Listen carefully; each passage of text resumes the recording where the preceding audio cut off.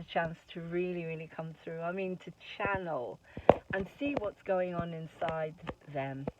Today, I've had a little conversation with mine, the one that got stuck at 11 years old, because that was the most difficult time for her after what happened to her, the abuse, which is in my books, everybody knows.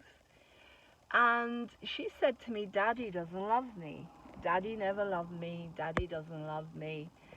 And basically, watching as being an adult child, latching on to the person I was married to for nearly 26 years, the inner child, that 11-year-old, thought that that was her mum and her dad. And because they didn't get the reaction they wanted, they said, Daddy doesn't love me. Because to them, they were their parent. Daddy doesn't love me. So we had a little conversation today, and this is how it went. And Daddy doesn't love me. Daddy doesn't love me. Okay, sweetheart, let me tell you this. That wasn't your real daddy. That isn't your real daddy. Your real daddy is in heaven. Your real daddy did his best. Explaining this to this little 11-year-old that got stuck, right? Your real daddy did his best.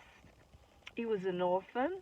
When he was 5 years old, they put him into an orphanage. He didn't have any love at all from the age of 5 to the age of 15 for 10 years. That was a little boy. Your daddy was just a little boy with post-traumatic stress disorder, who'd been in a war, had lost his hearing. He was shocked. He did his best. It wasn't that he didn't love you. He just didn't understand. He didn't listen. He was doing his best with the tools that he had. That was all he could do. That's all he could do. He was an innocent man who did his best. That was it. He made big mistakes because he never had a mummy and a daddy to bring him up till he was a teenager when he got fostered, but that's another story. So isn't that a great way to explain it to your little child? And she calmed down and said, oh, I see, I understand now. So I need to love Daddy more because he's only a little child who didn't even have a mummy and a daddy. He didn't have anything. And bad things happened to him as a child, which we won't go into. That's a really good way. It's a bit like Louise Hay says. Imagine your parents as little children that do their best, and then you let them go. You forgive them, because that's the only way you can move on, guys. Okay? I'm going to put a picture on it, how fascinating it is to write as you're in a child, and see if you can see this.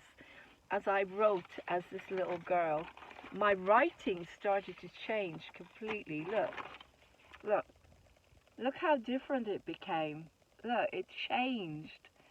It changed. It was really crazy. That's not how I write. I know it's back to front probably, and I can't change this around, but I'm just going to give you a general idea of how the writing started to change. Listen to me, listen to me, listen to me. I don't exist. You don't love me. You don't love me. No one loves me. I'm screaming inside, yada yada. See how the writing changed? I hate you, Mummy and Daddy. Why won't you stop this? It's horrible. Isn't that incredible? Isn't that incredible? Okay, so there's a little lesson for you. I'll take a little picture of some of it. As I say, my story's in a book. You can read it, and Simply Amazing. I hope you enjoy this lesson. I hope it helps you. Join ACA, adult child, of dysfunctional family, narcissistic family, alcoholic families, whatever, alcoholics' parents. Take care. Bye.